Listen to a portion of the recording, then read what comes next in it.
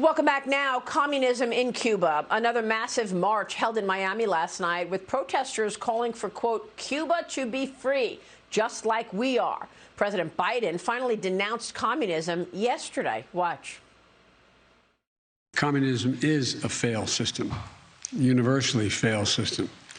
And I don't see socialism as a very useful substitute, but that's another story.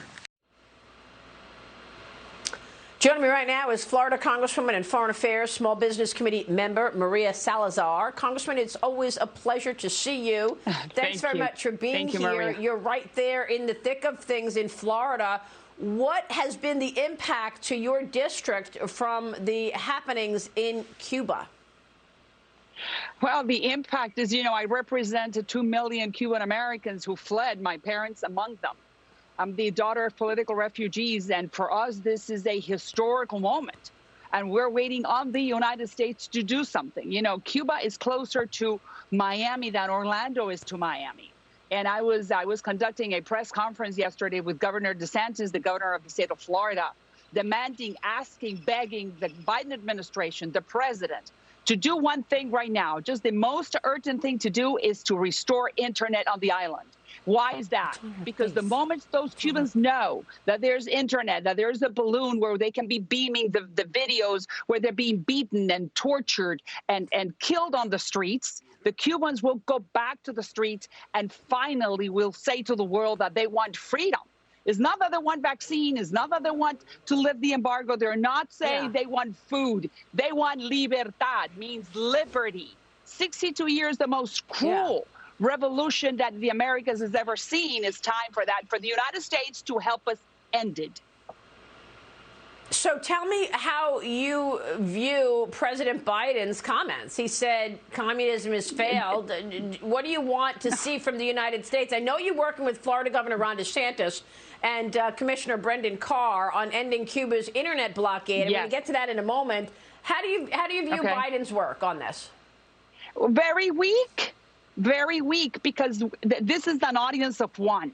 The Cubans are talking, the Cubans on the street are talking to an audience of one, the president of the United States. Has nothing to do with political parties, Democrats, Republicans. Hey, I'm a Republican, and I am more than willing to join the Democrats to liberate the Cubans, because there's nothing to do. It has to do with political parties. It's to do with being American. We're American defending the Cubans. Listen, I said to President Biden yesterday, and I sent a very clear message, very respectful message, that the correlation of power is in their favor, meaning that they are the ones who have to do something. And what do I mean by that? Send a very strong stance that he is with the people of Cuba, not with the Castro regime. That we're that the United Nations, that the OAS, every single Latin American country needs to be siding with the United States. Yeah. Well, look, James Freeman, jump in here. This week we heard the Secretary of Homeland Security, Alejandro Mayorkas, say if you're in Cuba looking to come to America, think again, don't do it. Isn't it interesting that they have such a stark warning for Cubans, but they don't have that warning for those in the in the southern border?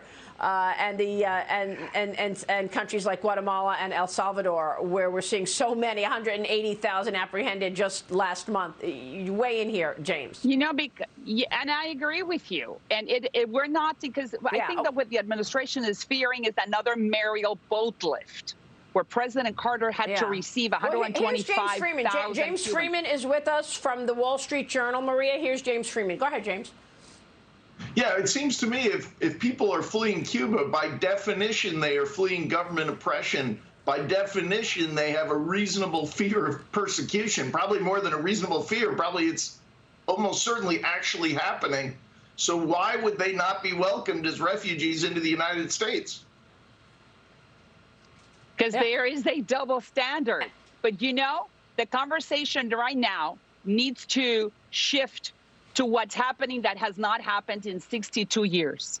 Cubans out on the street protesting. You have to remember that the Cuban regime, two things, has been the most evil revolution the Americas ever seen since the arrival of Christopher Columbus. We're talking about people that have taken their repression to scientific levels. We're talking about a population that is so that they have crushed their souls. Yeah. And, you know, we are very entrepreneur people, because otherwise we would not be as fantastically entrepreneurial as we are in Miami. So all we're saying, Maria, and that is the message that I'm saying. Congressman, we're glad you're representing Florida and your district in Congress, because this is a voice we haven't heard loud enough. Real quick, how are you going to get the internet back in Cuba? Real quick, we only have a couple of seconds here. Oh, my God. It was very simple. There are two ways. DOD has the technology, and there's a company called Raven in South Dakota that they can put together a balloon, assemble it, and just in international waters, make sure that that sends the signals so the Cubans can upload. And even more faster, the United States Embassy in the heart of Havana can just turn on the knobs, and then Cubans can go to the Malecón and they can upload. Congresswoman, it's good to see you this morning. Thanks very much for staying on this. Maria Salazar joining us this morning in Florida. We'll be right back.